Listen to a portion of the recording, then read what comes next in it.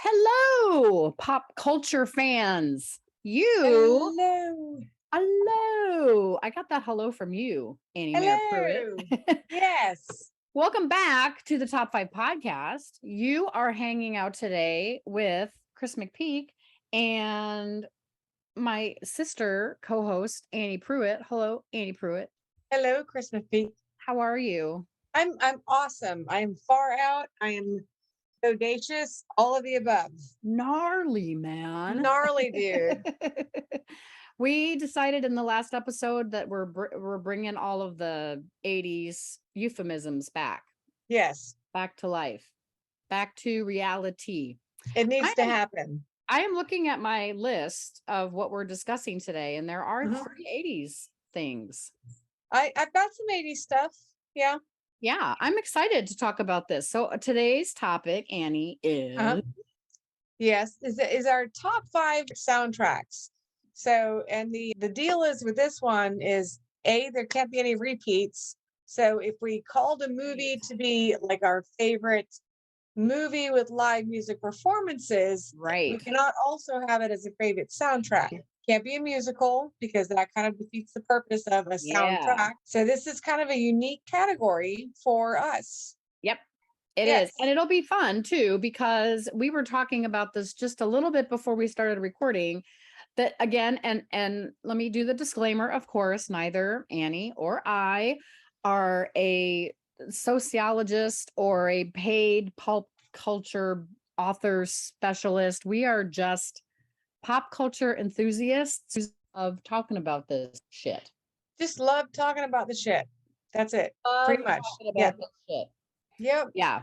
And today, yeah, the great soundtracks are kind of when I thought about the soundtracks I listen to the most, whether Yes. I still do now or whether I did back in the day, but they had a constant spot somewhere. Yes. And Absolutely. even to this day, to recap them and think about them, I went into not even into Apple Music. I went into iTunes, the iTunes store, Yeah. and purchased a couple of these because the full albums weren't necessarily available in Apple Music. Yeah, yeah, Oh. absolutely. Yeah.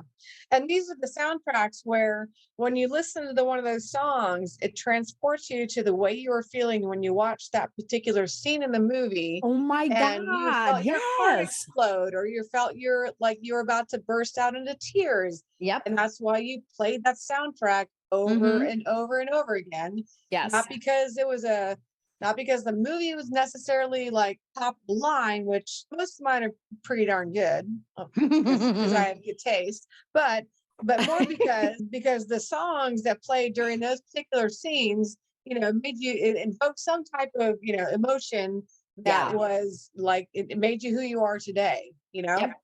I can see that totally. Although my Yes. number 4 is probably going to be a surprise, Oh, but that's okay because we'll just cross that bridge when we get to it. yeah, and I don't So, think any of mine are going to be surprises for you. I think you're pretty okay, much going to be like, oh yeah, I totally know you. Yeah. cool. Yep. Well, let's hear your number 5, Okay. girlfriend. So this is not a surprise. My number 5, Empire Records. Nice. I love the movie, and there's so many songs on it that remind me of what it's like to be in my early youth slash Uh huh. formidable years of becoming an adult.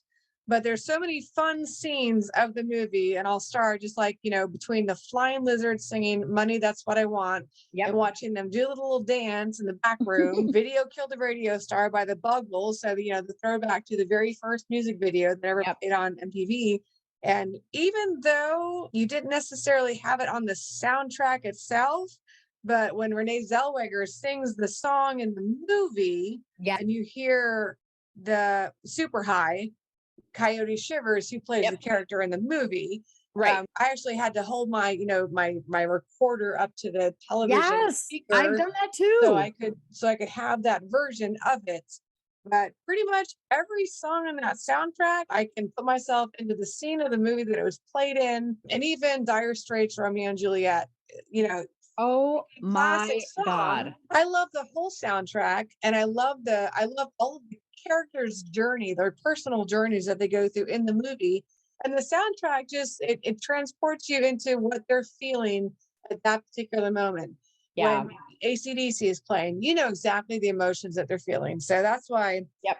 I'm starting to think Empire Records should have been higher. But Well, and yeah. like that was you were roughly the same age as Yes. those characters. Oh yeah. So there was definitely some major probably identification things happening at the Oh time. yes, yeah, and that movie itself. That's gonna at some point we're gonna have to talk about it on another show and Yeah. have a discussion about the impact that it had on us to Yeah. this day. So, Yeah. but my number five soundtrack, my favorite soundtracks, Empire Records. Nice. All Yes. right.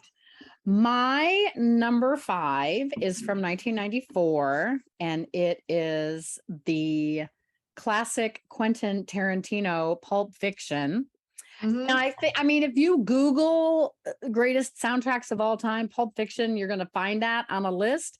But I think very much what you were just saying about Empire Records, when you hear a song from that soundtrack, you are taken to that specific scene in the film. Oh But I yeah. remember like people that I discovered, and in particular, Maria McKee, never heard of her before If Love Was a Red Dress came into my Yep. life. And then Oh I yeah. went down the Maria McKee rabbit hole Hmm. and just bought up everything of hers that I could find, even when she was in her Lone Justice days, pre solo a career. But yeah, I think there's and Quentin is very much like us. He's a pop culture aficionado. He loves Oh his boy. film. He loves his trivia. He loves all of the stories that go with it. And I mean, I can't think of a more fun job on this planet than to be the music director or the soundtrack person for a Quentin Tarantino film. No, I, absolutely not. I think it, He is the best soundtrack compiler of all yeah, time. it Yeah. would be a challenge, but it would probably be the most fun that I ever have in my life. Yes. So I reckon that I better hurry up and get that gig, because if everything that's been said about Quentin is true, he's only going to make one more movie. He said he would Oh, make that's a 10. travesty. I That didn't would hear you be a say that. travesty. Yeah. Oh, I didn't say it then. We'll edit it out. All right, sweet. So my number five, Pulp Fiction. No, I love that because the other awesome thing about that is like, you have the classics, so yeah, you're Chuck Berry, but also, having contemporary art. So, he went old school with the Chuck Berry and Dusty Springfield, but also the Yes. remakes of classic songs. So the one that Yeah. you were talking about, but then also Urge Overkill singing Neil Diamond. Are you kidding Bam, me? bam, But that bam. scene, like Yeah. one of the most iconic scenes in all Yes. of Hollywood, I in a way. Yeah. But absolutely, I mean, he was able to bring contemporary artists to kind of reinvigorate classic songs, but Yeah. make them so relevant to the scenes that were happening. It was just Mhm. mind blowing. So yeah, And how that cool was is on it? my spreadsheet, but it didn't get in my top five. Didn't make it to the top five. So So great. So what's your number four? okay, so my number four, I listened to the whole soundtrack over and over, like multiple times. It's one of my favorite movies, Reality Bites. Oh Uh, yeah. so the soundtrack, you have the classic scene in the gas station with My Sharona and Janine Garofalo, like really bringing us back to this is what it's like to be, it's 2 o'clock in the morning and you're starving and Yeah. you're in a gas station and you hear an awesome song. Yep. This is what you do. You dance to My Sharona. Yes. Of course, you have the Lisa Loeb Stay song, which they kind of were playing the radio. But the song that one of my I will sing it over and over and over again is actually Ethan Hawke singing "I'm Nothing," Oh. because I related to that song in so many ways. But overall, you had some Lenny Kravitz going on in there, and just overall a great soundtrack. And I'm gonna have to break my own rules because Reality Bites has to show up again about three or Yeah. four times in our top five. 'Cause I love it so much, but that soundtrack is still on my playlist. It's on my Yeah. Annie's playlist today, and I will listen to Ethan Hawke sing any day of the week. Well, I recall a certain Chicago trip where you and I went and hung out with Michelle DeMasi and her boyfriend Ed, and we were Yep. playing pool, and I Yep. think we played Spin the Bottle by Kind of Juliana over Hatfield and about over. 12 times Yeah. on the Yeah. jukebox. That Yeah, happened. That happened. that did happen. I have photos somewhere. All right, very good. Well, my my number 4 comes from a movie that I actually only saw one time, and it's not a very good film, but Okay. the music is exceptional, and it happens to have my favorite Rick Springfield song of all time, and that would be Hard to Hold, 1984. Oh, I fucking love the song Love love Somebody. somebody. Fucking love it. Love it. And the way that Love Somebody rolls into, and I'm going to forget now, is it Bop Till You Drop is the second song? Now I got to look it up. But Yeah. really, I mean, even though every song on there, I can't tell you what scene it connects to, but it's a great song. And Yeah. even the stuff that he doesn't sing on, that the Peter Gabriel song about going swimming, it's a little bit silly and it's kind of funny, but it's a great song. Yeah. And Rick Springfield's Stand Up, which I Stand believe up. he performed live. I Yeah. love that song too. So Yes. it's just, it is great Rick Springfield music, and it's packaged together on a soundtrack for a film that didn't really do much of anything. And I he think was a good actor, though. I mean, he started out as an actor, so it's not like that's what I was saying. I'm thinking they were trying to, in some way, grab the magic from him being Dr. Noah Drake on General Hospital and connect it to his, his new music fondness, or the success he was getting there. Yeah. But anyway, Yes. success hadn't spoiled him yet. So let's make a movie with the kick-ass soundtrack, and that'll be okay. But anyway, Because he is a working class dog. Let's just he face is it. a working class dog. Yeah. Yeah. While he I'm was with you on living in that one. Oz. Who knew it? Okay, I that's would my not number have- 4. I would not have thought of that. I really love that you brought that one up, because so Love Somebody, it's about 160 to 164 beats per minute, so it's perfect for like an elliptical or a slow jog. So it's on there. Stand Up. I get like chills. Try a little bit of love. No. Yeah. Sorry, you didn't, but you're not listening to this podcast to hear me sing. Why not? So, Hey. Anyway, I freaking love that. I'm reconsidering my life choices right now. That's a bold statement. I know. Okay. Let's go with my number 3. Number 3. And I really hope I can catch this. AMC is supposed to be replaying this in the theaters. Dirty Dancing 1987. Ah, okay. I will listen to every song on that, and I will. But now when I hear the song, I've had the time of my life. I actually don't think of Dirty Dancing. I think of Crazy Stupid Love with Ryan Gosling. Oh, really? Doing the lift with Emma Stone. Yeah. I only saw that movie once. I totally don't remember that. Oh, you have to rewatch that one. That's my gosh. another episode. Anyway, but Dirty Dancing, I mean, you can't not love Hey Baby, the dancing on the log. Rick Springfield, what am I saying? Patrick Swayze sings a song on there. And then, but the whole, oh dear Lord, I'm having a Watch Me Now. Hey, work. Yes, work, yes. work. If you haven't tried to learn the steps to those dance moves, and if you're not a gigantic Otis Redding fan with These Arms of Mine, and there's just something wrong with you, and Cry to Me. Oh my God, just like the entire soundtrack between the old school if you don't love Otis Redding, then there is something wrong with you. But that was one, I saw that in the theater twice, and I want to go see it again. I loved it so much.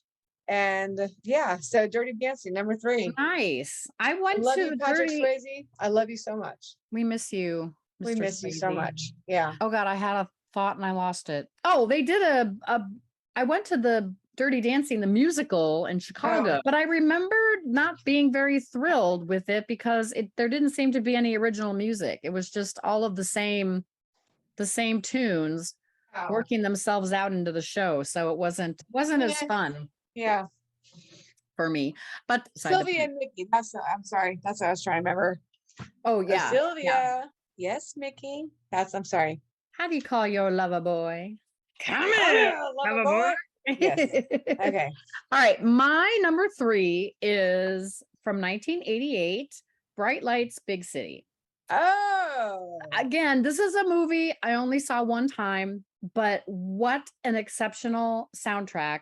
You've got Prince and Mars doing Pump Up the Volume, going from, first to last, but you've got some Brian Ferry on there. Oh my gosh. I mean, this was like all of this sort of new wave, new age pop kind of alternative music that was popular in the 80s but not really popular because you had to wow. be in a certain place at a certain time to hear it. But this was Yeah. totally this was the club music Okay. that was being played. And the movie is based on a Jay McInerney novel about New York in the 80s. And it's basically the New York version of Less Than Zero, which was written by Bret Easton Ellis. They both wrote books about the extravagant 80s and cast Michael Douglas, which was not Michael Douglas, Michael J. Fox. Probably not the best casting of his life, but I think he was trying to like break out of the Alex P. Keaton thing. But I love everything about this soundtrack. Super duper fun songs and a version of the 80s music that I think not a lot of people remember or Yeah. jive with. When you think about 80s music, you don't necessarily think about Brian Ferry No, you don't. and this, Mars. And I know I have to go back because this was one of the albums that I had to look for on iTunes, the iTunes store, because the Yeah. full record is not available on Apple Music. Oh, wow. That sucks. Yeah, it's crazy. Yeah. Okay. But yeah, that song "Good Love" by Prince is just it's fabulous. Okay. I have not heard any of that music, so now I've got something to listen to. It's on my list. Well, you'll have to let me know what you think because I'm Okay. quite a fan. I will. Okay, so my number two doesn't have, it's not like a complete soundtrack of a ton of songs that I love, but the few songs that really struck a chord, like really struck a chord. Yeah. So my number two is actually the 2004 Garden State Oh soundtrack. yeah. I love that movie. Zach Braff is like the few films that he has made. I am just gigantic. Like I don't know how it is that he speaks to my soul the way that he does. I don't know, or maybe it's just his choice of casting because Natalie Portman could not have been cast more perfectly. But with the Shins doing the new slang and the timing of that song and the way that it was played out in the movie, but when the soundtrack in the movie when they sing "Only Living Boy in New York," not scene when they're in the trash yard when they're in Oh yeah. and they're screaming and like if you haven't wanted to scream like that, you Hmm. know, with a trash bag as a raincoat and having that song playing in the background, I mean, like that just like spoke to me on so many levels. The entire soundtrack is wonderful, absolutely wonderful. Hmm. But those two songs and the scenes that they're played in, like emotionally struck such a chord with me. So Yeah. my number two, Garden State from 200004. And Zach It is Braff, a great movie. please, I please had make some more completely movies. forgotten about Yes. the movie. Peter Sarsgaard is in there. Yeah. Yes. I, I love I him. I love love him him. so much. Oh my gosh. Oh, he's so good. I have been, Yeah. I've been watching all of these miniseries, like getting ready for the Emmys and sucking it all in. And he's fantastic and dope sick. But I mean, Oh, he's so good. he can do anything. He's such Yeah. a chameleon. Yeah, Well, big. he was ridiculously hot in Garden State. But, I mean, it was 18 years ago, but yeah, he was kind of a hottie. Yeah. All right. Okay, my number two is probably the polar opposite of my number three, and Okay. is 1983's Flashdance. Ah, Now, this movie in particular has some personal significance for me because I had a boyfriend that summer who was a senior. His name was mhm. Alan Dozier. And Alan was like, I don't know if it's safe to say I was the rebound girl or whatever, but he broke up with Kim and I met him at a car wash because it was my first year as a cheerleader. And Kaylin Wagner was like my mentor. She was my cheerleader buddy. And so I met him at this car wash. and we started dating. And so he was like my summer fling. But one of the things that we did that summer was to go see Flashdance. Oh my God. And I mean, that's a super fun movie about a woman with a dream and this Yep. fascinating, weird career that she has as a welder, in the steel mills. And then she dances at night, but she really wants to be taken seriously as a dancer. So you have that amazing end scene with What a Feeling. But all of the songs and the soundtrack are pretty much connected to either one of her performances or one of her colleagues, coworkers performances. And they're all super, super fun. It's great dancing. And yeah, there is not a bad song on that soundtrack. But that was a special summer for me. That was my first, if you want to call it summer love, summer romance. It stuck with me for a very, very long time. And yeah, Al and I would go to movies and go to Pizza Barn and go hang out at that rest area that was on the Yes. freeway and make out. And that was the first time that Dad had to tell me, you can't sit in the car for 45 minutes and neck. If you're going to make out, you got to make out on the porch. I need to know that you're Yeah. at the house. Anyway, probably Yeah. shared way too much, but I self-disclose very easily. So there you go. Yes. My number 2 is 1983's Flashdance. Well, so at least we connected because Cynthia Rhodes is in Flashdance That's right. and she's in Dirty Dancing. And she's in Dirty Dancing. There you And go. she was the co-lead singer in Animotion. And she was Yes. married to Richard Marx, who has become one of the most prolific songwriters of American pop and country music. He's written for Keith Urban, Yeah. a lot of other folks. He's Richard got Marx, some beautiful big hair. yes, he has. Yes. And don't you know, he's not going to stop until he's satisfied. Yes. No. With how It big his don't hair mean can be. nothing. It don't mean nothing. I love me some Love Richard Marx. Flashdance. I'm kind of like Irene Cara. Is that how you pronounce her name? Yeah. I love her, but I love Flashdance. Jennifer Beals. Mhm.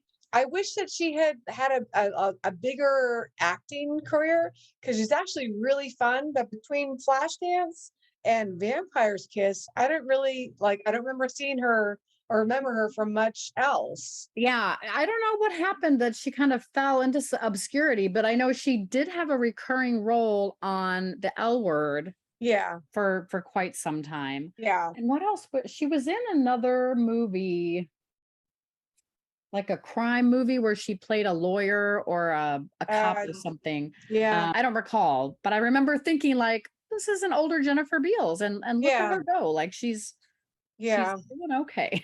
But what we loved about that movie, especially back in those days, which hell, I was 9, you were 14, Mhm.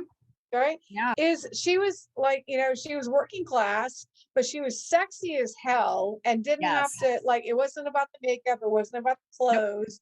It was all about the attitude. It was about, being comfortable being a woman Yeah. and in your sexuality and everything about it was just was absolutely beautiful. And that was my big takeaway was, she is who she is.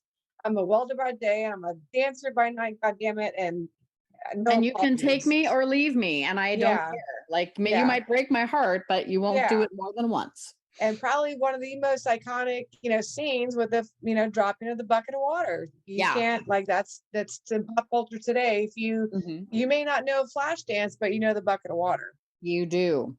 Yeah. That was All right. hot. Yeah. All right. So I'll You got an go. honorable mention? I do. Yeah. I have a few, and there's a lot of classic. I could go with the obvious with Saturday Night Fever, but no. My honorable mention is actually going to be Train Spotting.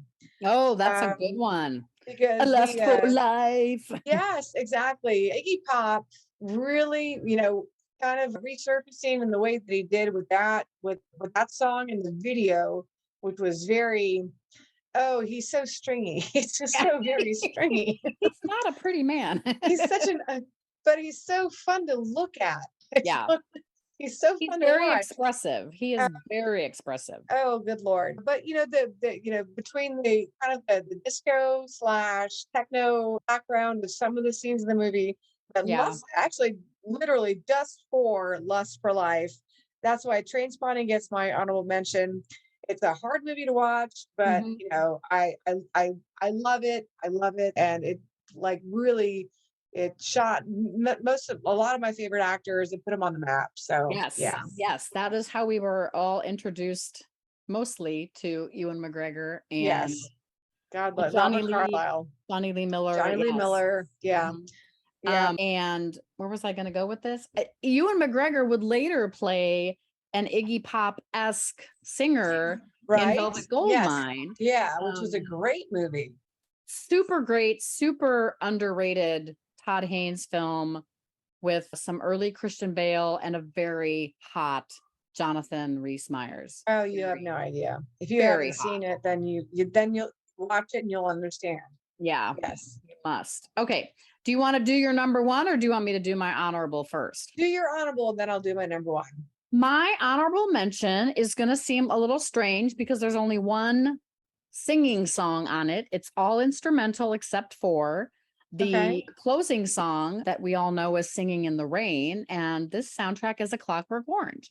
Oh wow. You have got, and I have been known to play this soundtrack in my car. You've got that opening song Uh-huh. that sometimes gives me the chills and the willies a little bit. And it's not Yep. scary, but that music, and then going right into Malcolm McDowell's very like hard face. And I mean, if you've seen the movie, you know what that face is indicative of. But and then to move into I forgot it's not the Flight of the Butterflies. It's I can't remember Beethoven. the Thieving Magpie or something like that. But then you've got all of that Beethoven. You've got Yes. several versions of Ninth Symphony, Fourth Movement, etc. And you have that brilliant electronica William Tell, which I would have Hmm. loved to have seen band director Jim Robkin work Barnhill Arena to that version of Oh William, would have given the man a heart attack.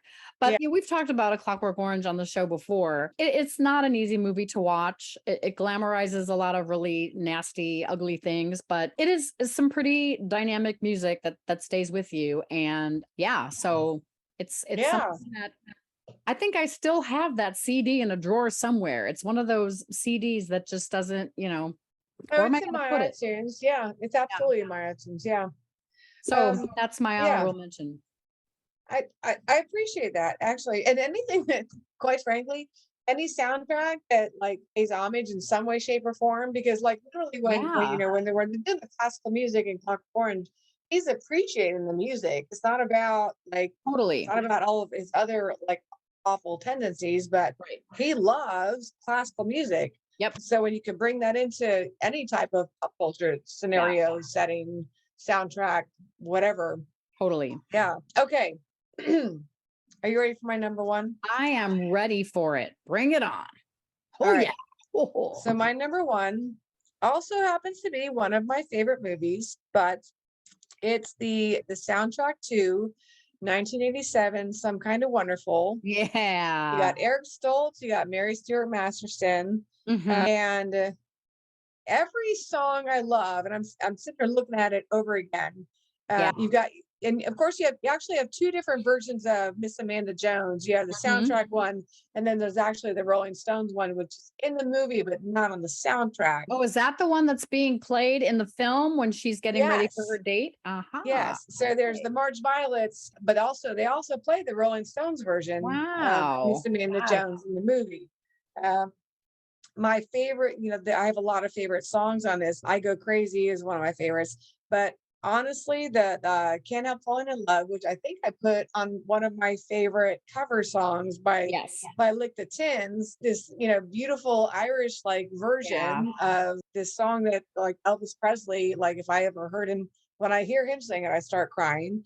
Um, but I immediately go to how I feel when I'm watching the movie and all the different every song. I immediately go to that scene in the movie because I can relate to every single character in that movie and have empathy and have Yeah. known what it's like to be in their shoes and want to either hug them or make out with them or kick their ass, I don't, whatever it is. That's one of my all-time favorite movies, and partially because the soundtrack really It's so good. tells the story. Yeah, Yeah, so that's my number one, Some Kind of Wonderful from I love it. 1987. I am disappointed in myself that I actually wound up not putting that in my top 5, but it's one of the I mean, I'm with you. And in some ways it's reminiscent of Bright Lights Big City because you've got artists in there that were not necessarily Yeah, on the pop charts all the time, but they were kind of part of the underground, the 80s yeah, underground, but still, absolutely. exceptional songs. I'm with you on I Go Crazy. I really freaking love that song. Yeah, My God, good yeah. stuff. But you Um, didn't put it on your list because you knew it would be on my list. That might have very well have been why. Yeah, you're absolutely right. And that movie pops up. I don't know if it's popping up on HBO or Amazon Prime, but it's been popping up in the streaming channels. And I keep looking at it saying, I really need to watch this, but I steer away from it because it's like if I can't sit and watch it all the way from the beginning to the end, I'm going to be pissed off. Yeah, And that would, yeah, just make me crazy. yeah. So And good my last thought about the movie was when I watched it with my teenage kids. call. Hmm. This movie came out in 87, so 97, so 25 years later, God, um, amazing. they still they can absolutely relate to every single thing, every single, scene from that movie. They understand what's going on. They can transport themselves into those characters Yeah. and have the same empathy and have the same I want to make out with him and I want to kick her ass, and they that's what's so great about that movie, and the sound. If it didn't have the soundtrack, it wouldn't be telling the same story. Yeah, I Yeah, completely agree. And I mean, that's the heart of a great soundtrack is when you have that connection. Someday we'll do an episode on our top 5 favorite Oscar winning best original songs because I get my back up about that. And the songs that they put out on an album to be the closing credits of a movie just so that they can get nominated for best original song, that it pisses me off to this day. But songs like 1 Mile, It's Hard Out Here for a Pimp, that are about like this is what is happening in this movie, and that's yes, why, yeah, that stuff's so important to me. I'm And gonna write that one down. Yeah. so yeah, we'll be looking for that episode coming soon to a podcast player near you. My number 1 is a tie because uh I could not separate these two soundtracks because they are from the same artist. okay. In which case, in one of the movies, he's acting, in the other movies, he wanted to act, but we all know how that ended. So I'm looking at 1989's Batman and 1990's Graffiti Bridge, featuring the amazing artist formerly known as Prince. And to this day, one of the greatest losses of, you know, probably one of the greater musicians we'll ever have had the luxury to have experienced. Yes.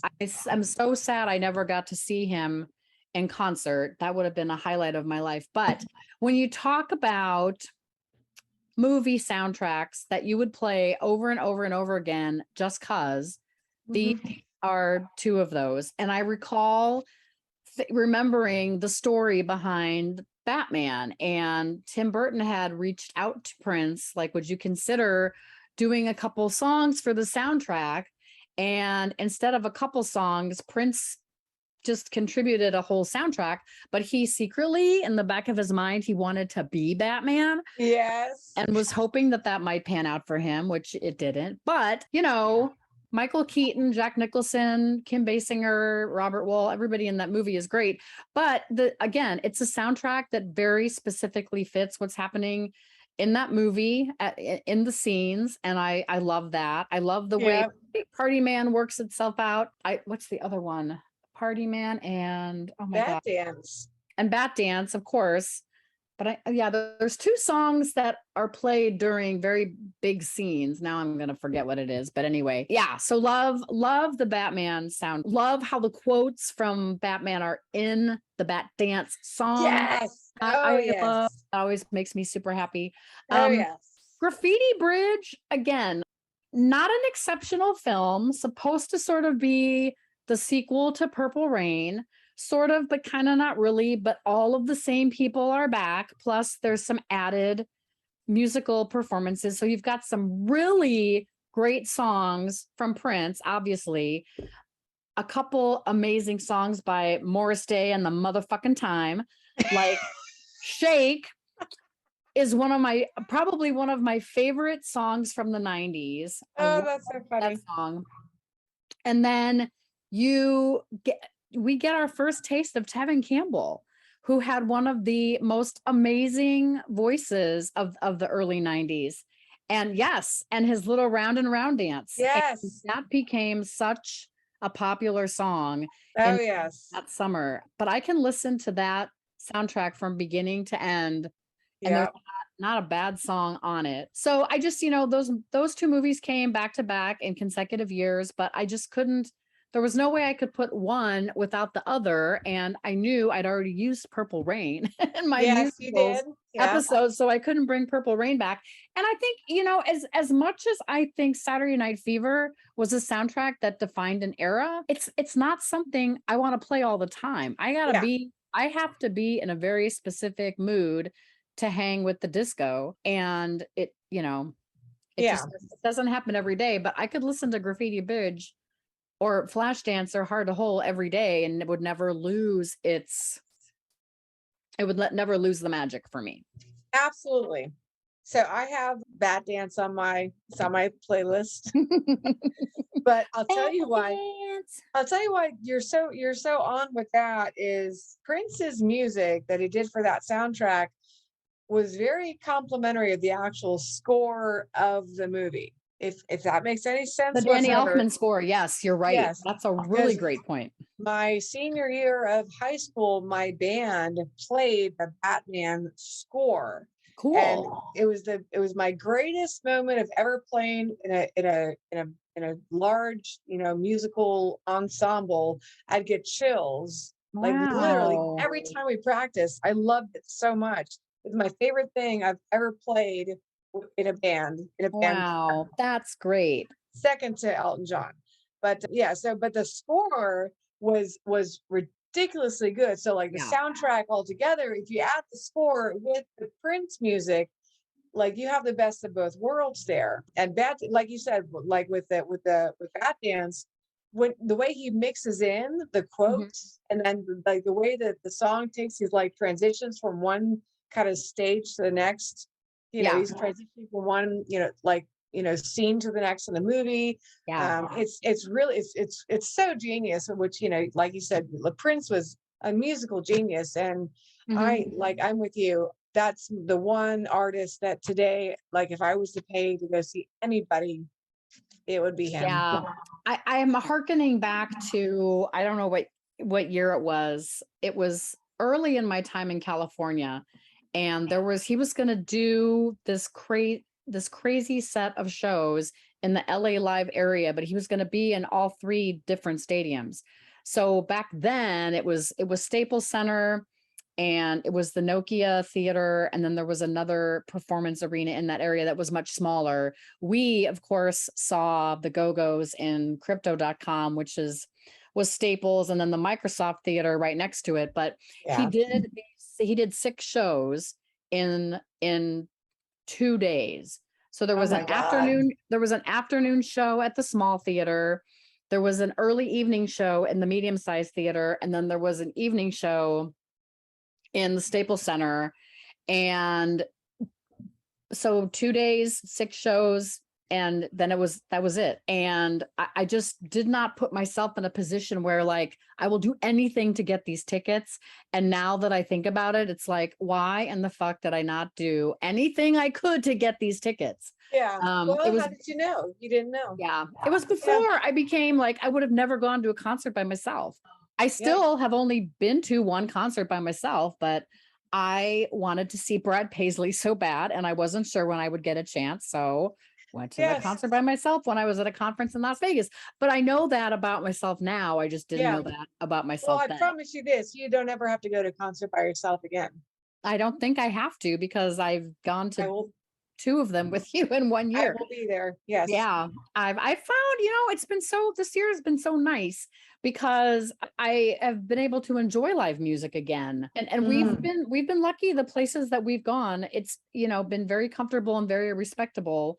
I would get furious at some of the other I mean, I've seen some folks at the Ryman Auditorium, 'cause you got the college students there. Seeing the Indigo Girls there was a beautiful thing, but it was also so frustrating because you got all these drunk sorority girls that only know one song, they know Closer to Fine, and they want to sing that out loud at the end of the show, but they want to talk to their buddies for the rest of the show. And meanwhile, I'm sitting here trying to enjoy all of the other Indigo Girls songs, which are just as good, if not better than Closer to Fine. Yeah. But I'm surrounded by, Yeah. apologies to anybody that's in a sorority and Yeah. but it was, It was a little bit like, and like nobody was singing until Sweet I Caroline. know. I mean, like, Who are you we're people? singing every song and Yeah. crying And and everybody like, else is like, yeah, yeah. That drives me nuts. okay, so I'll give you one better though. What was even worse than going to a concert where people only sang, I took 3 people to go see a Billy Joel concert, and they didn't know any of his Any fucking music, songs? none of it. And I was like, oh my God, who are Oh, you people? And why did I bring you here? right. I would rather be by myself right now Oh, I because would have I'm trying to hitchhiked sing to go see along. Billy Joel with you. Yes, I'm trying to sing along to Sometimes a Fantasy, and they are like falling over themselves drunk. I'm like, you guys, you have no business being here. What a waste of tickets. Billy Joel, great show. I have got yeah, I got to see him by himself. Yeah. And it was a revolving stage, which was really, really kind of nice. Yeah, we're gonna have to do a top 5 favorite concerts. But again, that's gonna be a hard one. Oh, I got some catching up to do. I got a lot, I got a lot of years to make up for. I have seen some very good concerts in my life, and I've Yeah. seen some really shitty ones too. Chris Corral and I did a worst concert experience show much earlier in the life of the top 5 podcast, but Yeah. some good stuff out there. Yeah. Well, I'm taking the kids to see 21 Pilots on September 9th. And probably on September 10th, like my top 5 is going to be like 21 Pilots, 21 Pilots, 21 Pilots. When I saw them in 1984, when I I saw saw it them there, I in saw it here. 2005. Yes. They're Yeah, ridiculously good. Yeah. I Anyway. get that way. Well, I mean, yeah, who have I seen multiple times?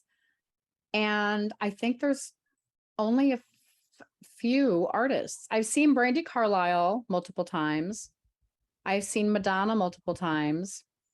I've seen the Indigo Girls multiple times. Yeah. And Sarah McLachlan. Okay. I've seen, but that's actually that's not true. 2 were Lilith Fair and 1 was just a regular. So for that, I mean, I've seen Sean Coldman multiple times too. Yeah, I'm catching up. And Con- I'm very glad that we're in this stage where we get to like enjoy and appreciate all this music and experience together. So it's been super nice. So yes. did we recap? I don't remember if we I got there. know. I know. We I'll went up, we recap. went up on a little tangent, which was a good Yeah. tangent, but that's Well, okay. welcome to our tangent. That's Welcome part of to the Mayor experience. Sisters tangent. This is what Yes. it's like to hang out with me and Annie. Okay, On a let's regular come basis. back. All right, so my number 5 was Empire Records, 4 Reality Bites, 3 Dirty Dancing, 2 Garden State. Honorable mention was Train Spotting, and number 1 was Some Kind of Wonderful. Rock and roll. Man. Mine are Pulp Fiction was at number 5. Hard to Hold number 4. Bright Lights Big City 1988 number 3. Flashdance number 2. Honorable mention was the soundtrack of A Clockwork Orange. And my number 1 is a tie with Graffiti Bridge and Batman from his purpleness himself, the great Yes. Prince. I'm so glad we didn't have any repeat. We didn't have any No, duplicates. no Yes. overlap. No Very, overlap very on this nice. one. That is fun when that happens. Yes. It sure is. So we have, well, I guess we need to go back to the drawing board and figure out what's coming next. But there will be some more horror stuff with the Pruitt youngsters. Yes. Lots of And horror, lots of music, lots of movie stuff. We got a lot of movie stuff coming up. yeah, Yeah. I've got, oh yeah, I've got some good, wait, what, some old stuff here that we haven't done yet.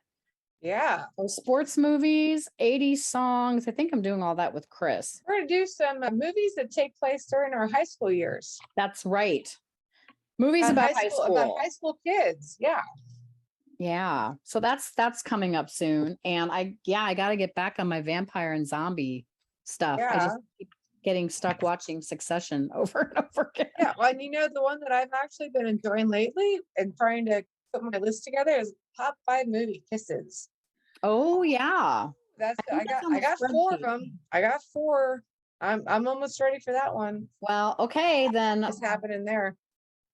the challenge has been put out and I guess I will get to work on that pronto. You best. You best get Uh, you watching on. no pun intended with the word put out. So anyway, we are you're listening to Chris McPeak and Annie and our ridiculousness. enjoy. That is the top 5 podcast. As always. Oh, that was weird. What did you just do? Duke just did a weird thing. We'll have to for sure edit that out. But Dookie thank just you. did a weird thing. Duke just did a weird thing. Oh, I okay. can't explain what it was. I I won't wasn't really ask. looking. He's a great dog though. And now that he's fallen back asleep, I'm going to try to trim his toenails. So thank you for hanging out with us tonight. I'm Chris. She's Annie. We're Annie. nuts. And we'll catch you on the next episode. Love you. Yeah. Yeah. Yeah.